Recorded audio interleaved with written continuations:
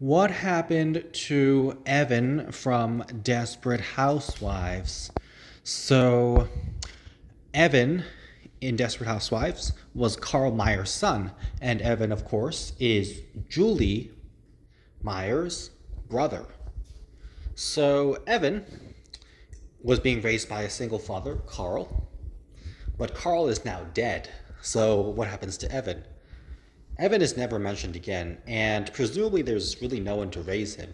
Now, Susan, she's Carl's ex wife, but Susan would have no moral or legal obligation to raise Evan because he's not her child, and he's her ex husband's child. So, um, and of course, Evan and MJ don't get along, so because Evan is a bully, and so obviously Evan didn't go to live with Susan.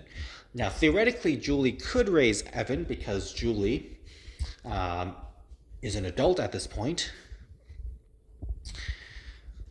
But Julie seems to have a very busy life, and she's barely able to keep her life together from falling apart. So she wouldn't raise Evan, and she probably wouldn't want to stop her life to raise a child. So theoretically,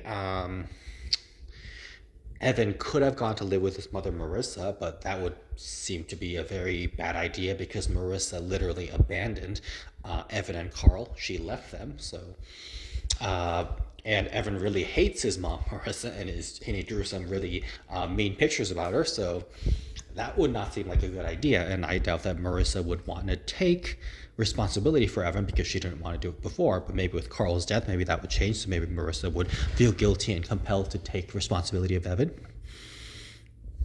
Or perhaps Carl had several other relatives, and maybe one of his relatives raised Evan. And so maybe Evan went to live with someone else in the Meyer family. But the truth is, obviously, that the writers and the show probably forgot about Evan, and that is why he was never mentioned again after his one appearance.